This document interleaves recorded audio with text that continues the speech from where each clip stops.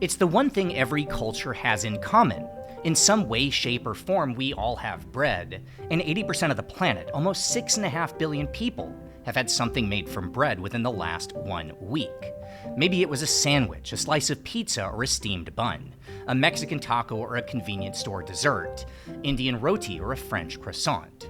It's hard to believe, but all of these are the same thing, different forms of bread, and it begs the question, how did this happen? Today on OTR, we're unraveling the story, going back to the very first dough to follow the history, trace the myths and legends around its creation, and understand the people and empires that gave us thousands of years of bread innovations. And of course, most of all, we're here to eat, to work our way through past and present with the ultimate day of carb loading, as we dive into the biggest story in the world of food, the history of bread.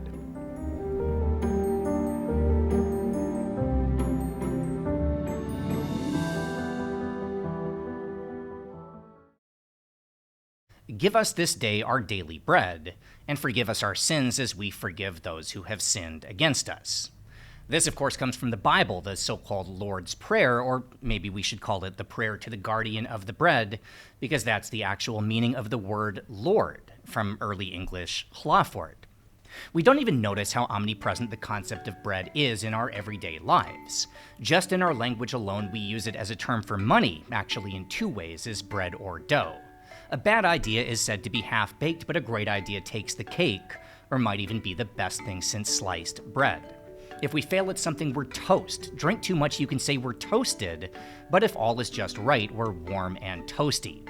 A boring person is just white bread. Someone smart knows where their bread is buttered, and when we need to call a meeting, well, we sit down to break bread. And that's just English. Every language has references, metaphors, or proverbs involving bread. From the ancient Romans to the Ottoman Turks to today's German, French, and Arabic, bread is everywhere. And it's literally everywhere when you think about just how much everyday food derives from bread.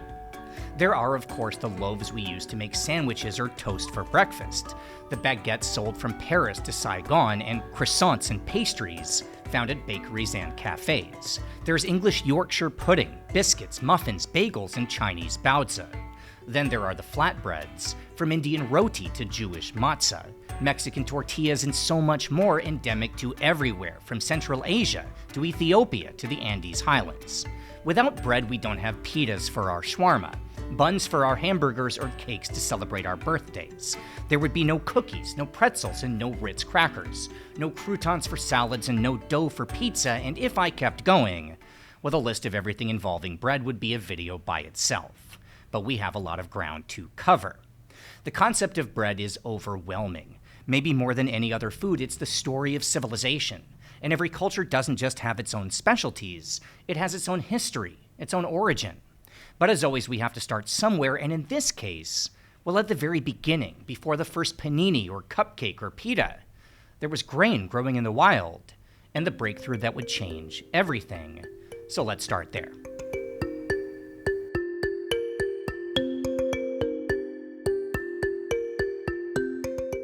In 1914, an American archaeologist named James Henry Breasted wrote a book about the origins of civilization, tracing the roots of almost everything, from the invention of the wheel to written language to agriculture, to one narrow strip of land, stretching from Egypt's Sinai Peninsula to the Persian Gulf in the shape of an upturned U, an area of abundance fed by the Tigris, the Euphrates, and the delta of the Nile River.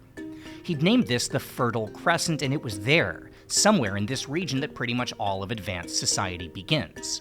But as for why this region was so significant, so essential in building the modern world, well, that traces back to one spark around the year 9000 BC, the advent of agriculture, and specifically the planting of grains. According to archaeologists, the first farmers focused on one of 3 crops, depending on the location: emmer wheat, einkorn wheat, and barley.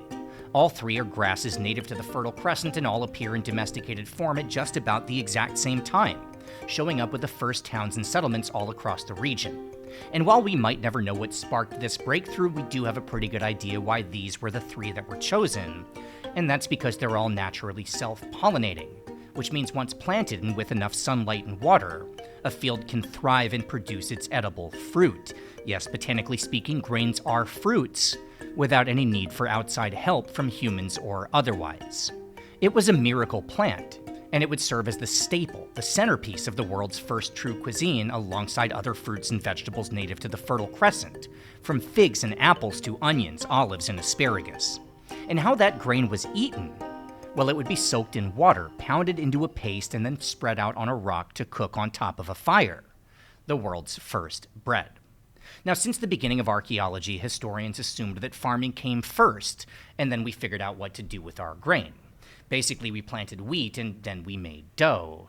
But that might not be the whole story. In 2017, a dig site in what's now Jordan turned up a very surprising find. It was bread made as long ago as 12,500 BC, prepared in the same way as the stuff found in the oldest settlements. It was discovered in a stone fireplace belonging to a civilization called the Natufians, who lived across today's Israel, Jordan, Lebanon, and Syria at the heart of the Fertile Crescent. The Natufians were not farmers, they were semi-nomadic foragers. And those first settlements where we see grains domesticated, well, that would be 4,000 years later. But still, they were baking bread. Now, this completely rewrote our knowledge of history, because it means that the agricultural revolution didn't give us bread, it was actually the other way around.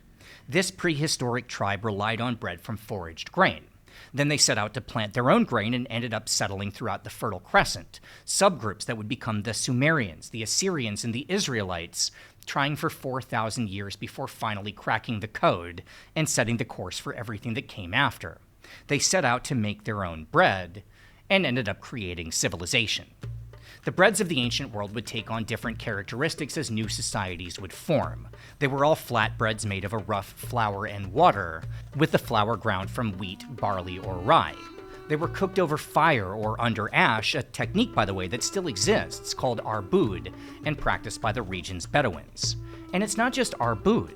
A lot of the first breads ever made still survive to this day, recipes that somehow are still practically unchanged after almost 10,000 years. And that brings us to our first meal.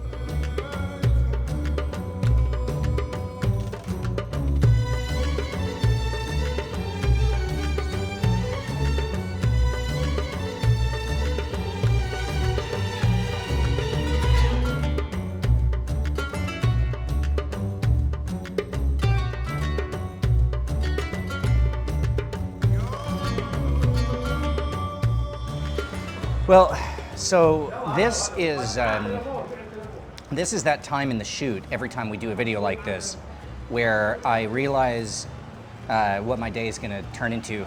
This is our first location. We have 5 more to go planned after this, and I have overdone it. And I think that's going to be a theme throughout the day. Daria will join us for at least part of the shoot, so it's not only me and Ian eating everything I order, but let's just start with a bite of this. This is the fasa, the national dish of Yemen, with 2 different kinds of flatbread cooked in different kinds of stone ovens, and then this is something we're going to have later. And I actually ordered one more thing that's still on the way, which I'll talk about when it arrives, but let's just try this first.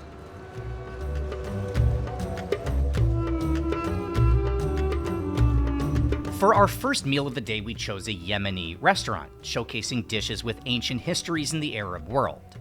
Maybe the most fascinating thing about the breads on offer is that the 3 we chose are all different, but the dough for each one is identical.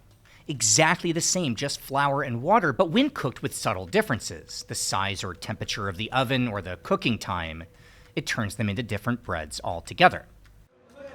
So this might be the most exciting thing on the table, and this is the reason why we came to this part of the city. You can get naan and tandoor bread, in a lot of places. The dessert's really interesting, if you want to call it a dessert. But this, so if bread is the first recipe ever, and what I mean by that is the first time we took more than one component, in this case, grain and water, and combined it into something to make a dish, which it might be. It's one of the first recipes. This is probably the first dish ever that used bread. And what that means is this was a leftovers dish.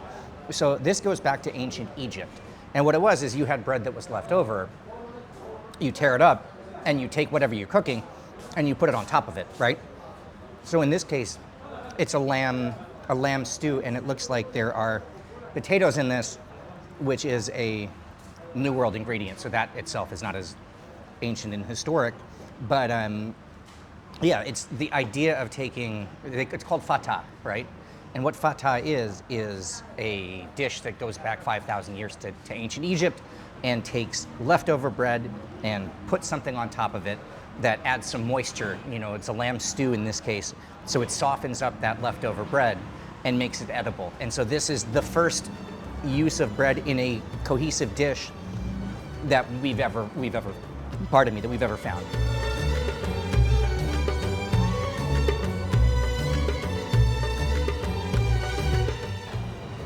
How do I describe it?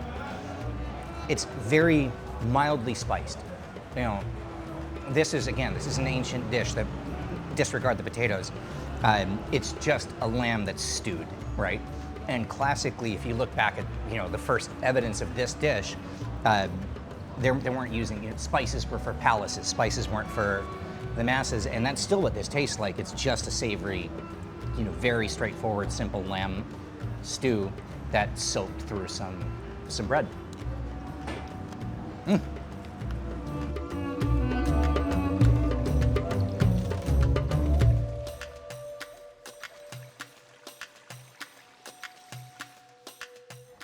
It's exactly what it sounds like it's going to be. Soft bread soaked in honey. But the interesting thing is how, you know, all three of these are flatbreads, but they're all baked at different temperatures in different sized ovens to get the right texture. Yeah, super cool. Daria, it's a good thing she's not here. She's allergic to honey. All right, Ian, come help me. All right, so this is what we know. The first bread discovered was made in Jordan around 15,000 years ago. The people who made this bread would fan out and settle the area now called the Fertile Crescent, where each subgroup would eventually figure out farming and create their own breads.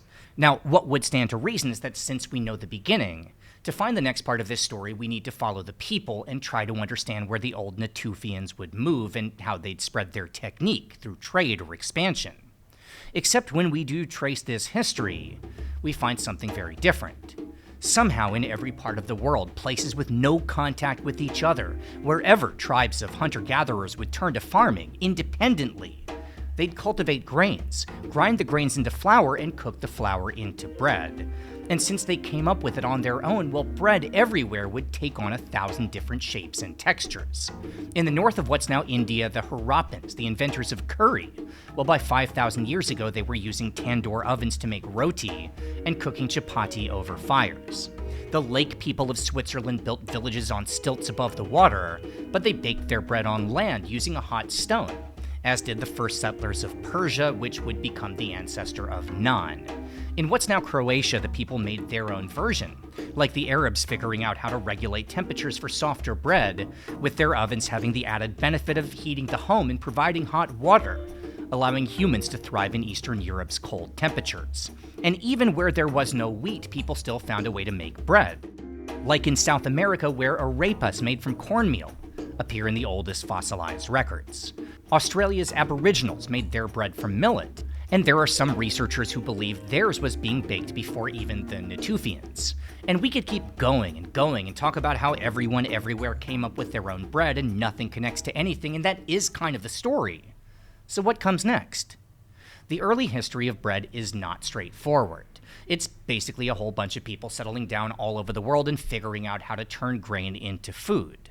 But when it comes to all the stuff we know today, the foods we referenced right at the beginning, well, there is one common ancestor, one point of origin where a simple dough turned into bread, capital B, and took off on a fascinating and complicated path leading us to the present, and that begins with an accidental discovery on the banks of the Nile River. This is yeast. It's a single-celled microorganism, technically a fungus, and it's everywhere, in plants and animals, floating in the air and even deep underwater. Yeast feeds on sugar, a process we call fermentation, and when grains and water are mixed into a dough, if that yeast ferments, well, it releases CO2, making tiny bubbles that cause the dough to expand and rise. In ancient Egypt, flatbread was a staple. Every household made dough and cooked it into bread. It was sold at the Nile markets as what might have been the world's first street food, and wheat and bread were essential in Egyptian life. But one day a baker got distracted. We don't know why he or she made a dough of emmer wheat and then forgot about it, leaving it out in the sun for a week or even more. But they did, and when they came back, it had changed. Now, yeast was already well known in Egypt, if not by name. The Egyptians and just about everyone relied on it to make wine and beer. They didn't know what it was, in fact nobody would until 3,000 years later, but they understood that something was causing grain or fruits to become alcohol. So in each batch they'd leave a wooden stick to collect the residue, the yeast, and then transfer it to the next batch as a shortcut. The Egyptians almost immediately recognized the connection and began using beer yeast to make bread, and bread dough to make beer. This technology would spread onwards quickly to the Greeks and the Etruscans, the Assyrians and Central Asians, everyone now leavening their bread. And one technique in particular would, by 1000 BC, become the backbone of bread making all over the ancient world. It would spread from Egypt, and it was based on that very first happy accident. You mix flour and water and leave it outside for a week or 2 weeks, and then that would be the base to allow you to bake endless loaves of the softest, crusty bread anyone had ever tasted. A single starter could last for a baker's entire career, and so they'd give it names like a member of the family. And as for the bread, well, today, we call it sourdough.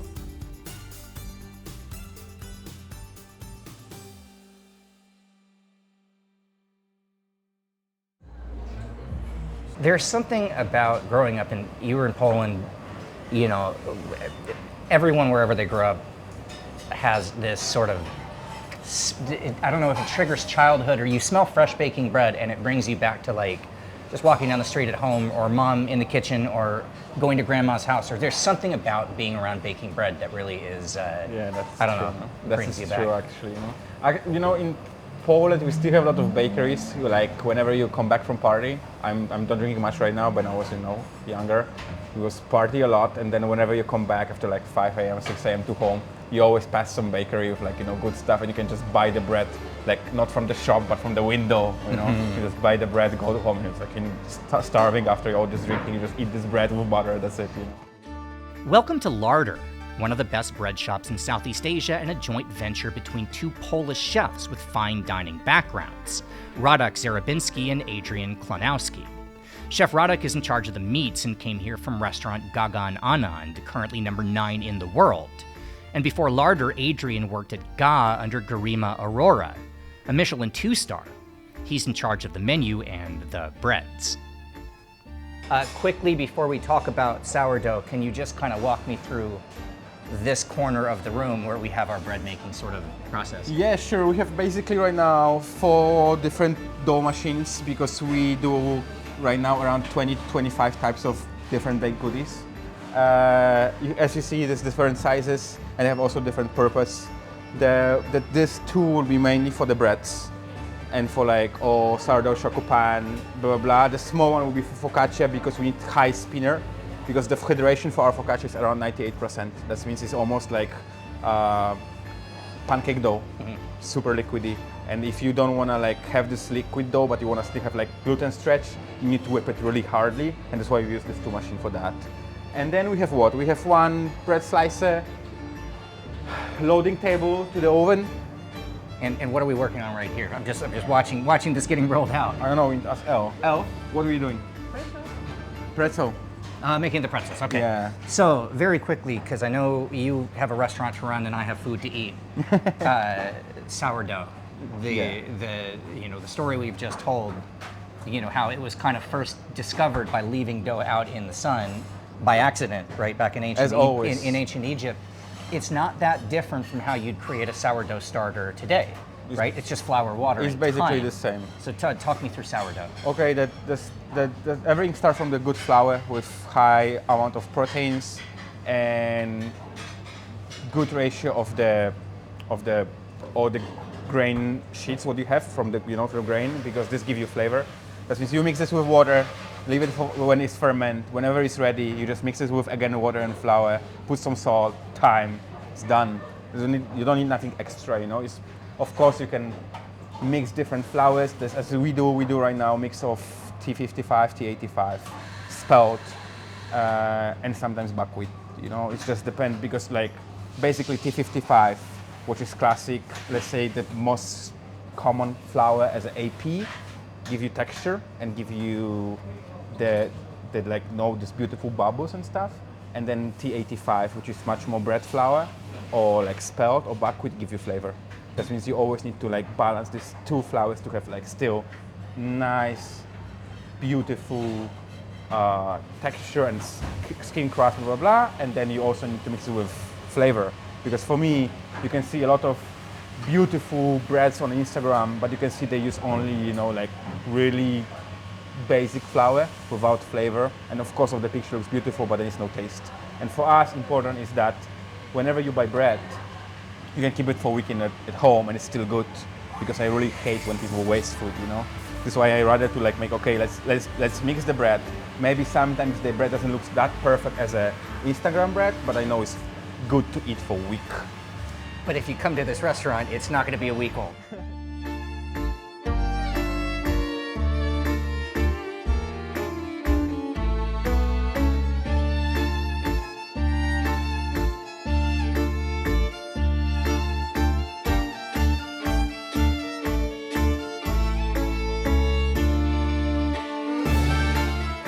I was just telling Ian a second ago, he's behind the camera, it's okay, we don't need to roll audio here. Everybody knows what sourdough tastes like. And then I took a bite and I changed my mind because this is so good. This is so good. It's like,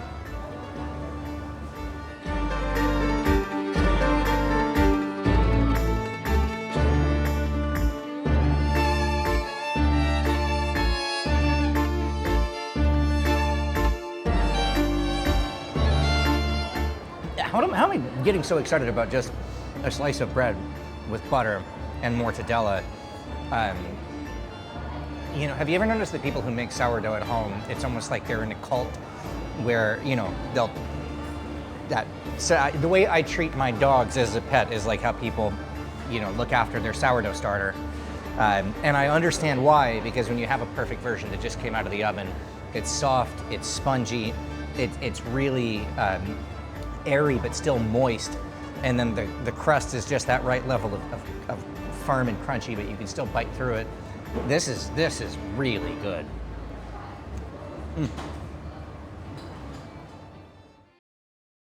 The first sourdough bread was made in Egypt around 1500 BC, which was pretty much the same exact time as the last pyramids were built. The Valley of the Kings was constructed, and Moses received the 10 Commandments. Now, if you know the story from the Old Testament, as he led his people away from Egypt, Moses told the Jews they had to keep moving and didn't have time to let their bread rise, so they'd need to survive on flatbread. This would be the origin of matzah, still a sacred food for the Jewish people. Now, this is actually quite important because it tells us two things. First, it means that leavening bread must have caught on quickly throughout Egypt. Yeasted bread had to have been common if making flatbread was worth noting in the Bible. And second, well, it means it's time for us to take a dive into bread mythology.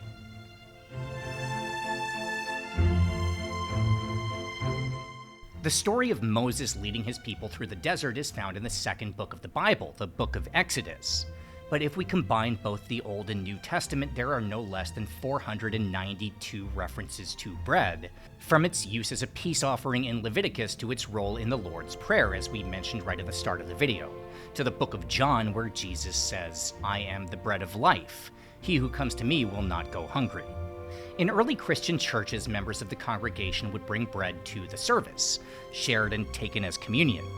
Then in the 11th century AD, the Catholic Church declared that bread would be used as a literal representation of the flesh of Christ, and they began producing their own wafers, which were thin and dissolved easily, so that nobody had to deal with the moral complexity of chewing a tough piece of Jesus. Anyway, when you talk about bread in Christianity, you also have to mention hot cross buns, served each year on Good Friday. These actually date back as far as the 3rd or 4th century AD, when bakers in Greece began stamping breads with the crucifix. Now, at the time, Christianity was fairly new to Greece, but the technique of decorating bread was not. In fact, all the way back in the days of the empire, the Greeks were stamping sourdough with the word "for good health," and leaving them as offerings for Demeter, the goddess of bread.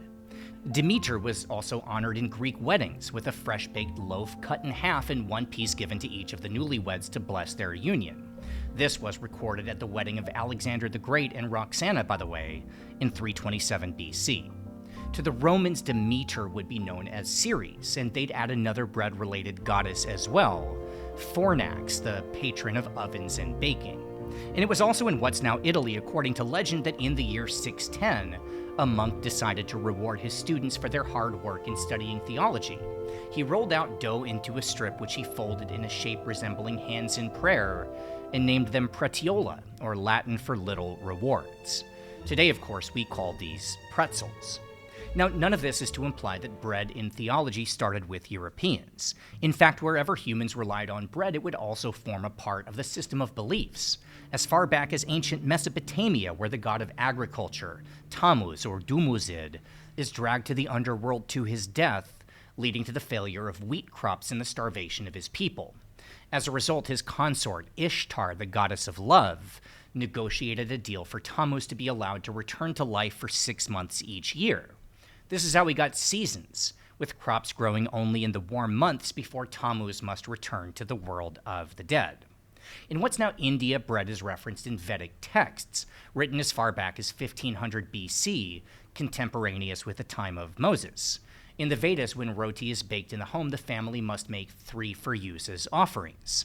The first roti should be given to the family cow, which guarantees blessings and happiness. The second should be left for the gods as a tribute, and the third is for the dog, to ensure protection against evil spirits. Only then can the family serve themselves and eat their bread. And finally, in Egypt, Osiris was worshipped as the god of bread and also life, death, and fertility. According to their mythology, he was murdered and dismembered by his brother, with his body parts sent all across Egypt. His wife Isis would spend her life tracking down all of his parts and reassemble them, bringing him back to life. And so to honor Osiris, Egyptian people once a year would bake a special bread made from grain, mixed with Nile mud, dates, frankincense, myrrh, and a dozen other spices, and decorate the bread with precious gems. This would be baked in the shape of a person and then broken into pieces, honoring tradition and also the first example in history of the use of molds to create bread in a certain shape. Along with yeast and bread molds, the ancient Egyptians also contributed one more innovation to the story of bread, and it also comes about because of mythology.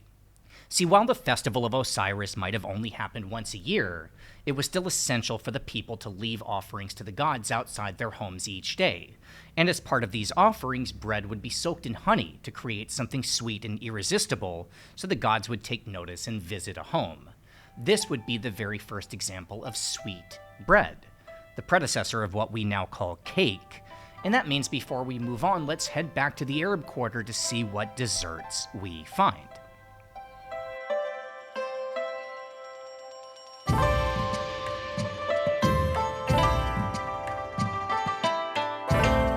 For our dessert, we decided to skip the heavy breads and go with some variation of the original. Dough soaked in honey, in this case, lukemat.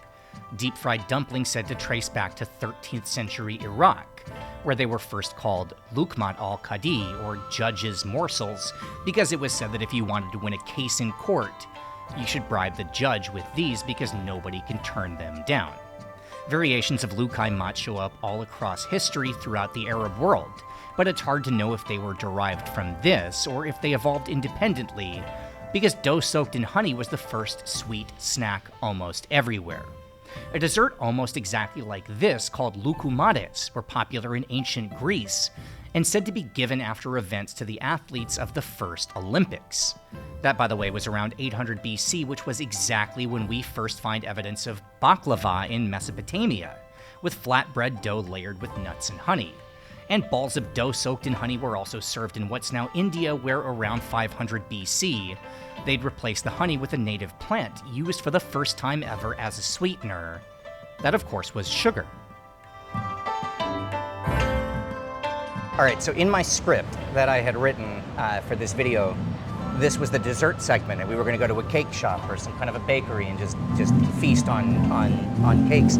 The amount that we've already eaten today and how much we still have ahead of us, I had to kind of tone it down, and so we were very close to the area where there's a Emirates-owned cafe where Daria and I sometimes would sit by the side of the road and have a snack, which is dough soaked in honey, and we just sat down and I asked the gentleman sitting next to me, do you mind if we film something? He says, no problem.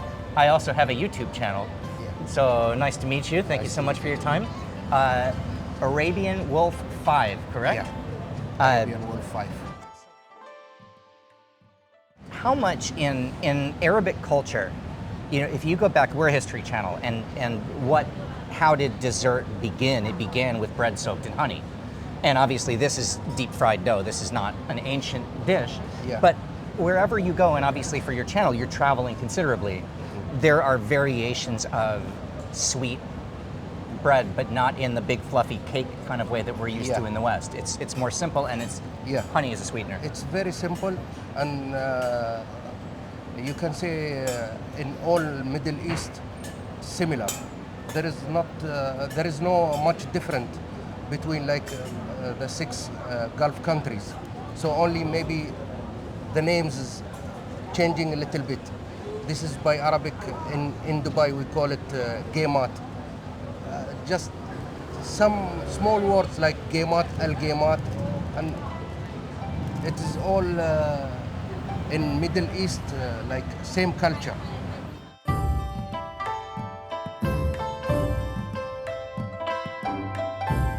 Right. This feels to me, I haven't been to the Middle East in 13 years now. As I knock my table over, this feels very familiar. Sitting outside, I need, you know, you can see, shisha is technically illegal here in Thailand. Yeah, illegal. But sitting outside at a cafe, start a conversation with somebody next to you. This feels like being back. Yeah. To me, to a degree. Thank you so much for coming on microphone. I appreciate it. Thank you. And now you're going to have to help me eat this because I'm so full and we have a giant dinner to go to. All right, for the people of Egypt in the days of the pharaohs, bread was obviously very significant. Through their baking and innovations, we find history's first leavened bread, the first desserts in pretty much every early major breakthrough. For their culture, bread was life. And they thought so too as they gave bread the word aish, the same as their word for life. Finding the roots of the words we now use for bread tells its own story, and for those of us in the Western world, well, it begins like so much of our language in ancient Rome, where bread was called panis, as in panis quadratus.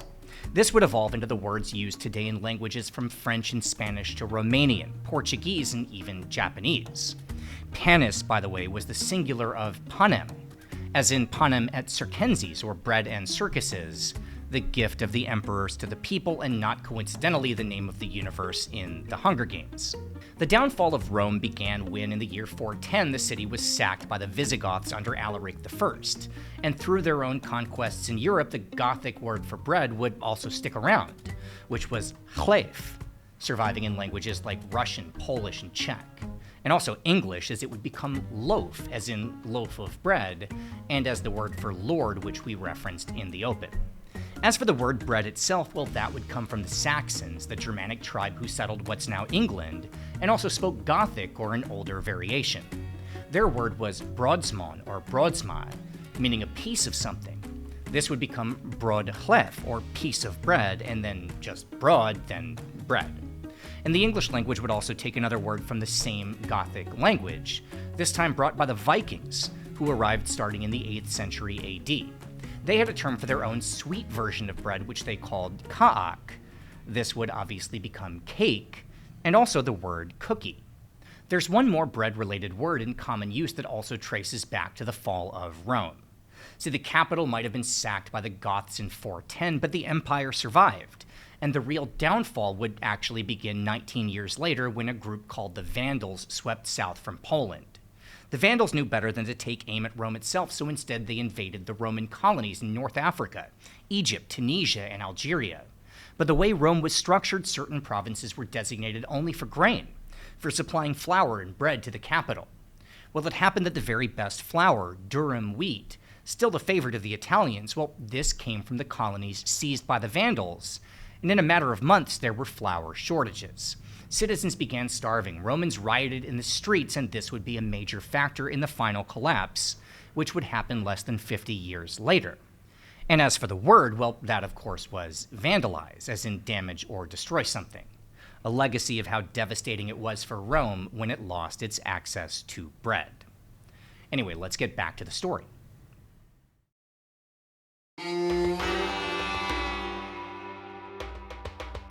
By the time we reached the end of the first millennium AD, a trip around the world would encounter many of the breads we still find as staples today.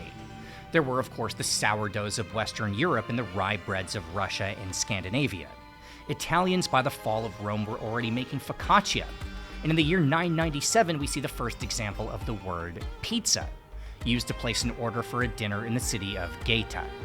The Indians were making 100 forms of roti, chapati, and paratha, and in the Middle East, the staple would be known simply as bread, or in Arabic, naan. In China, the people of Xi'an were eating a bread called mo, served stuffed with meat and sometimes called the world's first hamburger. And there was also mantou, with a Zhou dynasty story claiming that this was invented by an ancient general who threw chunks of steamed bread into a river to earn the god's favor before battle. This is how it got its name, which translates to barbarian heads. Far to the west in Africa, the Ethiopians were turning their native grain, called teff, into injera, fermented and then cooked on a flat pan. And even farther west, the arepas of Colombia and Venezuela had spread across the region, into southern Mexico, where they could be found alongside tortillas, made from corn flour mixed with an alkaline solution, something still used for tacos and known as masa. All of these breads are still well known today, but they also have one thing in common, which is that for most of history they were staples, peasant food.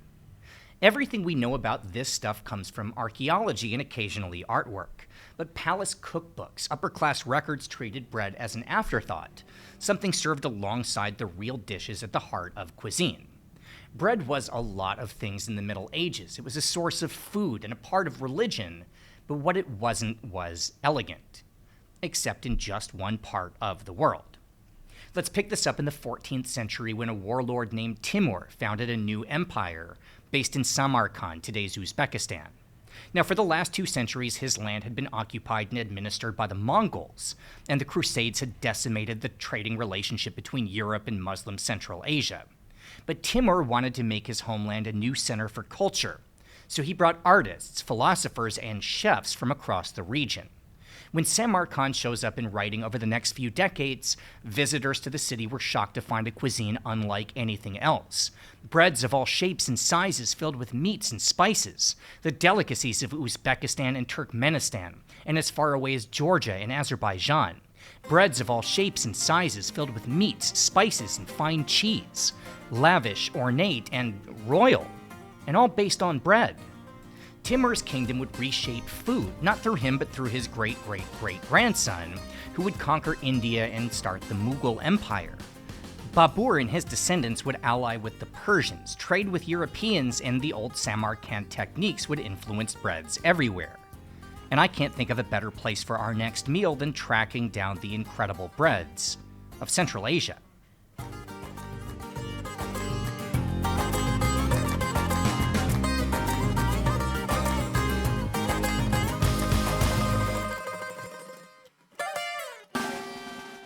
Welcome to Avra, a restaurant here in Bangkok specializing in Georgian food, but with a menu encompassing the specialties of Central Asia from Uzbekistan to Azerbaijan.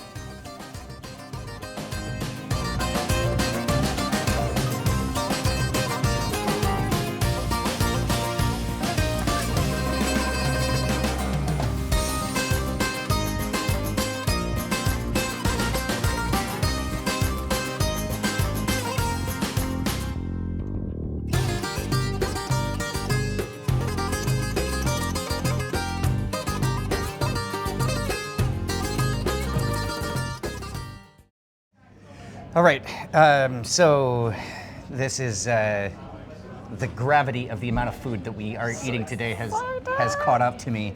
I'm already full. This is, if you ever want to meet Daria and I in person, this restaurant is probably a fairly safe bet. We were just here on New Year's Eve. That would represent our union. What do you mean? This restaurant. or just to know us. So, yeah, This Daria loses complete control when there's this much bread on the table. So really quickly, let's go through what we have.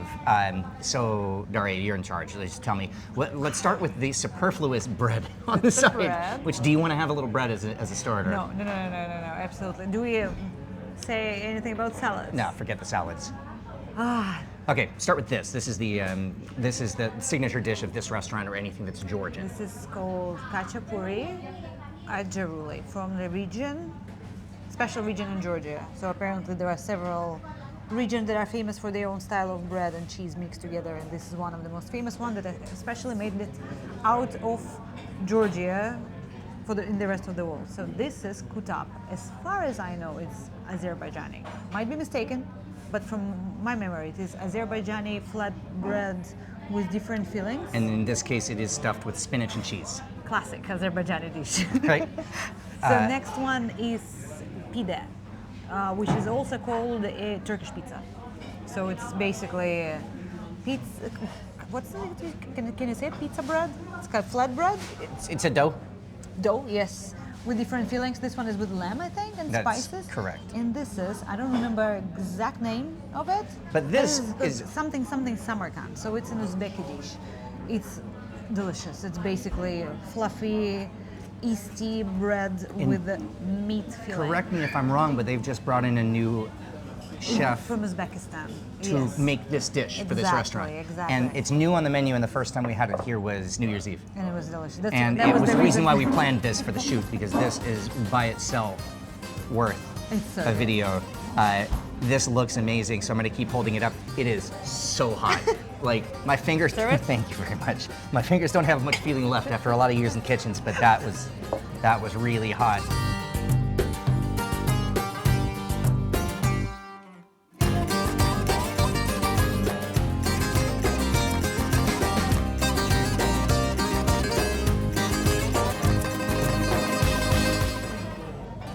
Georgian and Central Asian cheeses are saltier. So to me, the flavors are so much more intense. You see this, it looks like bread stuffed with meat, but it's intensely salty. Our cows don't fry. Really cold. Salt inside. Let's just shut up and eat.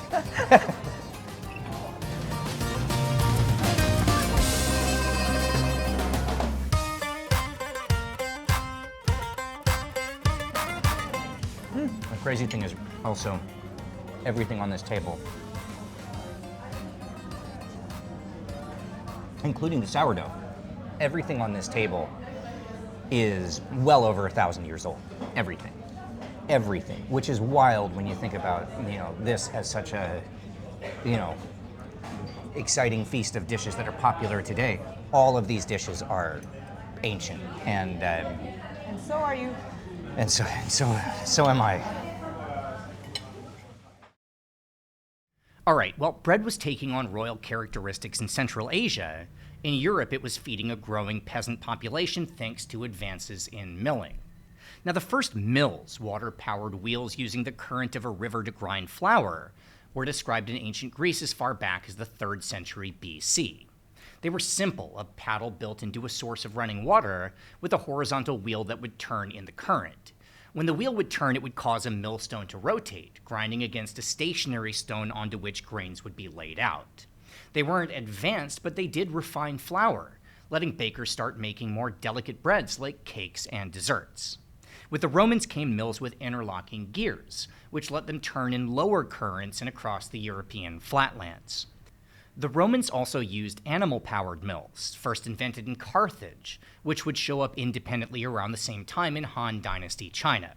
And the windmill first appears in the 7th century, developed by the Persians and, according to legend, designed by a slave assigned to Caliph Umar, the father-in-law of the Prophet Muhammad.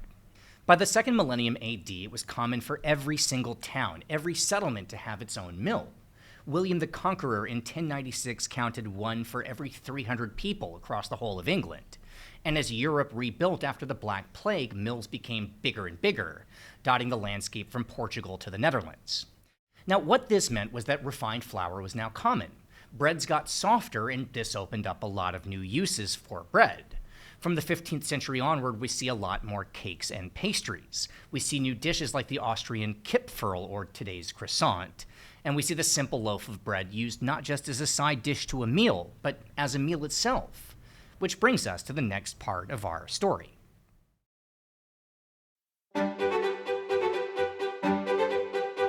It's the middle of the 18th century, and English men of noble birth were busy with high-minded pursuits like taking grand tours of Renaissance museums, playing polo and ballroom dancing. And then at night, well, many of them would mask up and hide out at some of the most debaucherous and lowbrow parties the world had ever seen. The so-called Hellfire Clubs were places where the elite could gamble and make all kinds of trouble, and nobody enjoyed these gatherings more than John Montagu, statesman, military officer, and the 4th Earl of Sandwich. According to the story, one night he found himself so absorbed in his card game that he refused to stop, even after hours and hours, and shouted to his cook to prepare him something to eat that he could consume with one hand without interrupting his gambling. So the cook placed a slice of beef between 2 pieces of bread. Other members saw this and asked the cook for what Sandwich was having, and cuisine would never be the same. Now, in fairness to history, this was not the first time something was stuffed between slices of bread. A lot of other cultures had this idea, from the Jews to the Romans to the Greeks and the Ottoman Turks, but it never really went mainstream until that night at the Hellfire Club. So why was this any different? Well, as it happens, there were 2 things going on around the same time that would bring the sandwich into the global spotlight. First, well, this was pretty much the exact start of the so-called Industrial Revolution, where factories began to open and millions of people left the farms and went to work. And that meant they'd need food to eat on the go. And nothing was more portable or easy to assemble than a sandwich.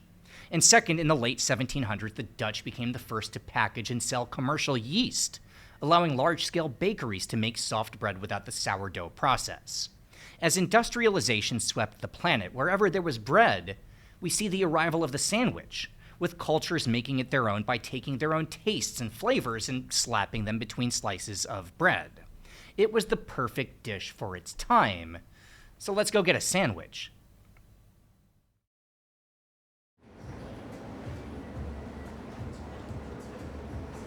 Everybody, the whole topic of sandwiches is when the Industrial Revolution was happening and we needed something to eat fast, we just took whatever our cuisines were and put it onto bread. So it's different for everybody what their tastes in sandwiches are. You are disgusted by my American peanut butter and jelly. Everybody is.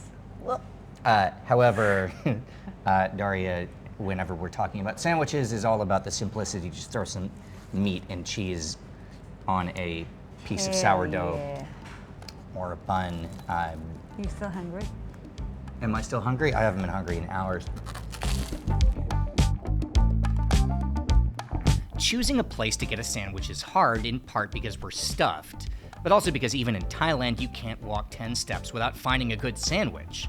So for the sake of footage, I chose Nevermind, a German bakery that also doubles as an industrial baking shop, with shelves displaying bread molds, a million kinds of flour, and everything else we now take for granted. And they also make a really good ham and cheese. Last shoot, we haven't put it up online yet, but the last shoot we were in a Hmong ethnic village in rural central Laos. And everything we're eating is something that is completely unknown by the outside world, right? And so the challenge for me is describing what does something taste like? What is this? It's really nice every once in a while after 2 years of doing this channel when the pressure is just completely off and it's literally just like, it's a ham and cheese sandwich. You know what this tastes like. So I can just eat and it's fine.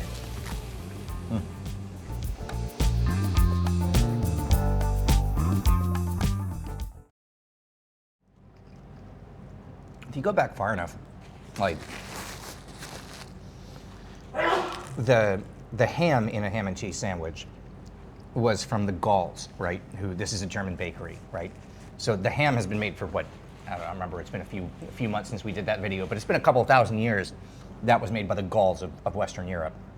Cheese, again, has a lot of different points of origin throughout the world, but it spread through the Roman Empire, right? Where you see the cheese start to kind of spread across Europe.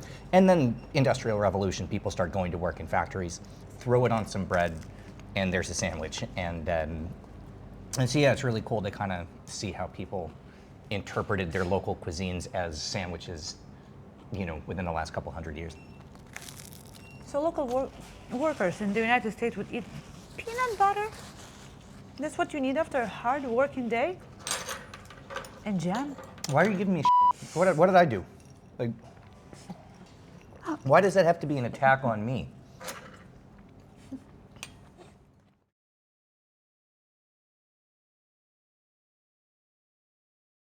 While the 18th century saw wealthy British aristocrats drowning themselves in booze and sandwiches at underground hellfire clubs, the upper class in Germany were developing their own unique and somewhat less debaucherous tradition. When a member of a wealthy German family would celebrate a birthday, their cooks would honor the occasion with a decorated cake called a Geburtstag-Torten. In May 1746, Count Nicholas Ludwig of Marienborn ordered his chefs to bake one as large as they could fit in the oven, and to top it with candles, one for each of his 46 years, and thus was born the birthday cake. The first cookies were baked in 7th century Persia, then spread to Spain during the Muslim conquest. From there, they'd catch on across continental Europe and were a particular favorite of Queen Elizabeth I, who would honor guests by serving them cookies baked in their own likeness, cookies made from gingerbread. Bagels got their start in Poland as far back as the 1400s, made in Jewish communities, and taking their name from a Yiddish word meaning ring or bracelet.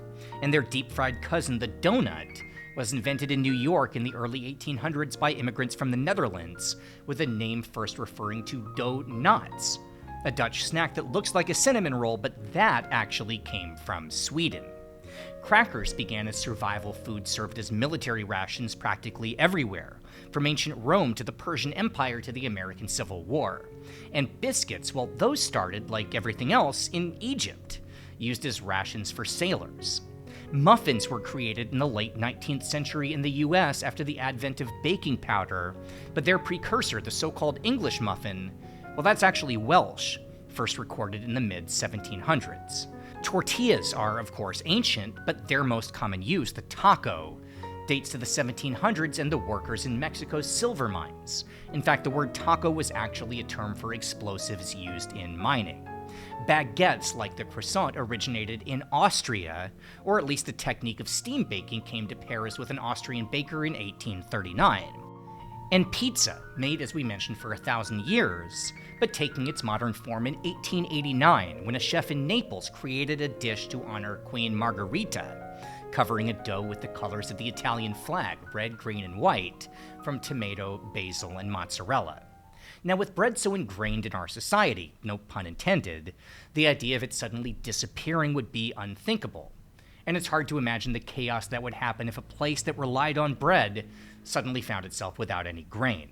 I mean, don't forget about the ancient Romans after the invasion by the Vandals, and actually that happened a few centuries earlier as well, to the Greeks, because of a government policy that declared all wheat and barley must be sent to Athens, with everyone else forced to survive on whatever was left over. The city-states rebelled, the people turned against their leadership, and this was a trigger for the end of that empire too. And of course, most famously, in 18th century France. A severe famine led to starvation, but the palace continued to claim whatever flour was left to be milled. You probably know about this because when Marie Antoinette was told the people had no bread, she supposedly replied, "Then let them eat cake." Across the world, a lack of bread has always been a trigger for political upheaval. American history teaches of the Boston Tea Party that triggered the revolution, but the actual seeds were planted decades earlier, when a rise in bread prices led to 3 years of riots from 1710 to 1713. And after the war, another tax on bread led to violence in New York in 1837, so intense that President Martin Van Buren had to send in the army to subdue his own home state. And just in the last few decades, a rise in bread prices caused riots and a change in government in Tunisia in 1983.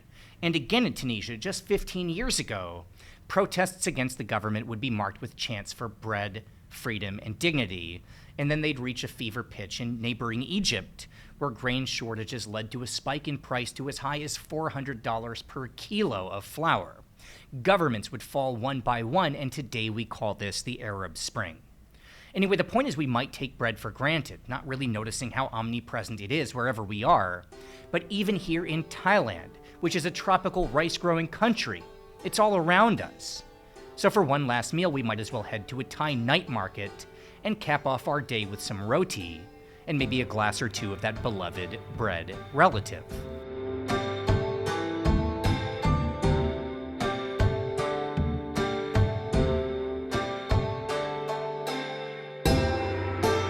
This is Chapter Market, a brand new food court that just opened less than 2 weeks ago. So far, it's something of a well-kept secret with around 80 stalls of some of the best local food jammed into a space half hidden off of Sukhumvit 26. And with the exception of about 30 seconds of the annoying Jod Fairs more than 2 years ago, I think somehow this is the first time we've ever filmed at a Bangkok night market. This is the most cliched YouTube thing that I think I've ever done. People are looking at me like, oh, this influencer is here just walking around with his fancy dog. Van Gogh, come on, you fancy dog. Just being like, hey, let's take this walk around the market. I feel like very much can I count as an influencer? Do you feel influenced? Come on, Van Gogh. Good dog.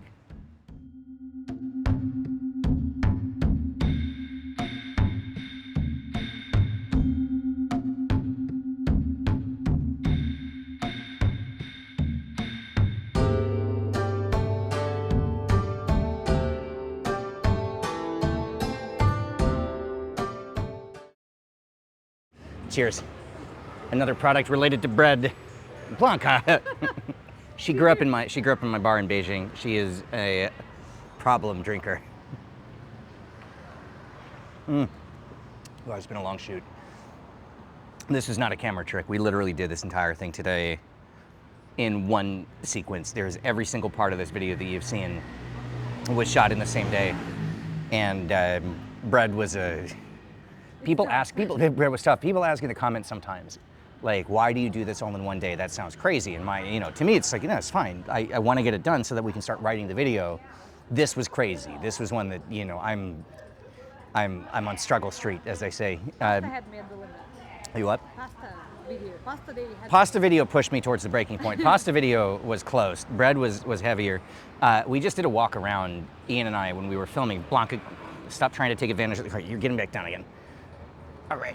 When we were waiting for the roti to be done, Ian and I took a walk around, and we were just looking. This market's brand new, right? This only opened like less than 2 weeks ago, and there's going to be, they say on the sign, there's 80 food stalls. Right now, there's probably 50 that are open, and we were just counting the ones that are, related to bread, right? Like, just how ubiquitous is this in life in a country that you don't associate with bread, like Thailand.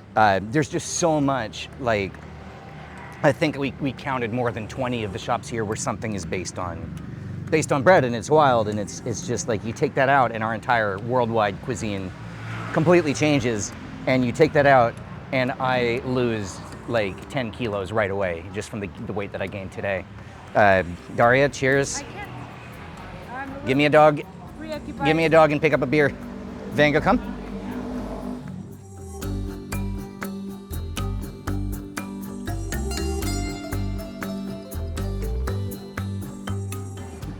It's chaos.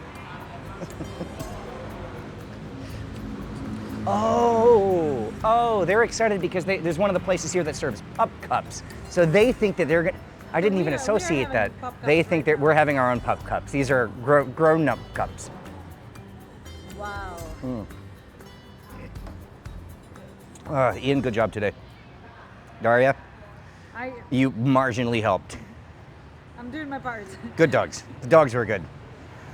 Were the dogs good? Did they Yeah, they were good. cause any damage in the house while we were filming? Good. Venga was way overexcited about going here.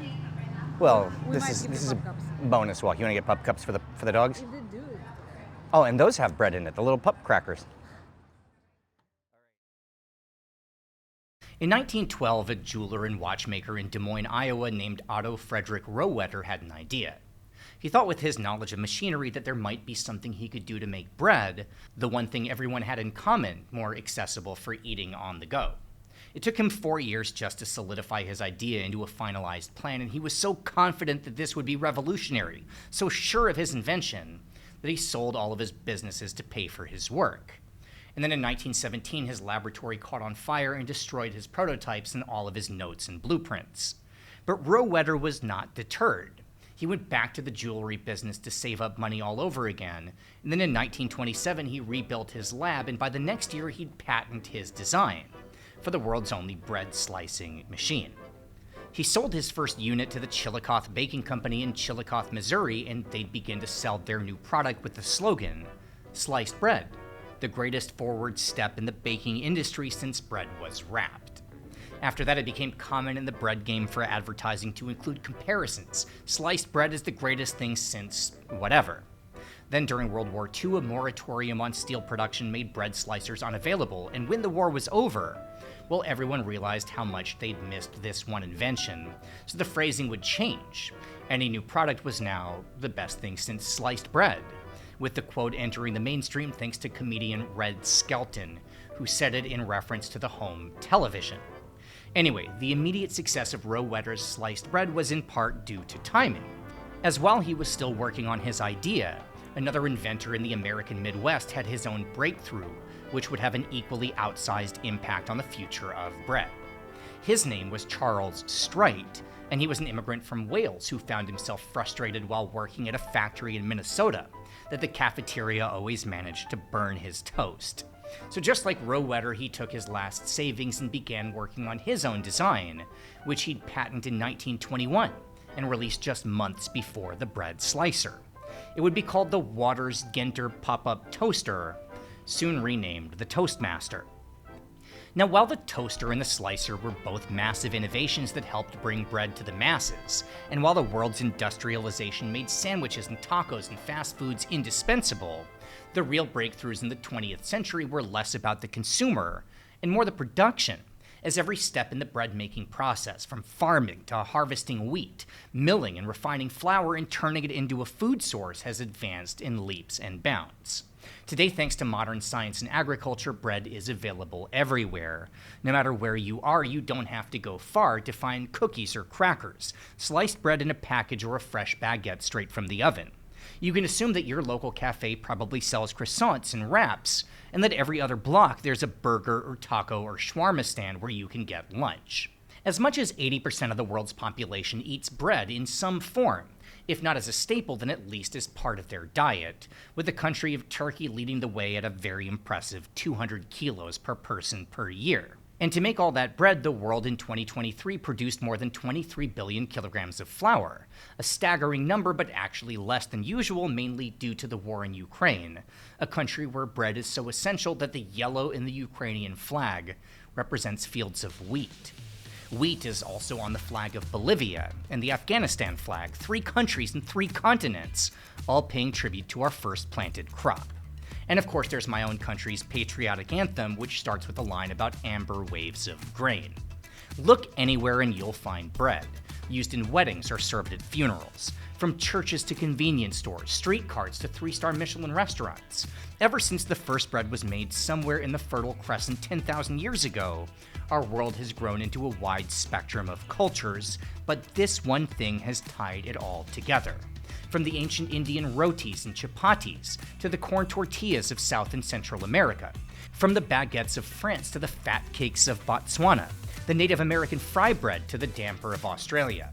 If we follow the trail of breadcrumbs, we find a society built by agriculture, from helping us build villages and feeding our growing cities, to opening the door to some of our greatest innovations. A world without bread would be a world without pizza, without burgers, without Christmas cookies and pulled pork sandwiches. And anyway, we don't need to think about that because there would be no world without bread, at least not this one. Because without it, well, none of this might have ever happened. All right, Daria, I promised I'd work this line in by the end of the video, and that's the way the cookie crumbles. So long.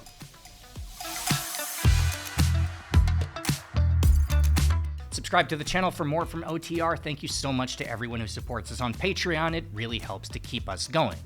Find links below to our Patreon and social media, and we'll see you next time.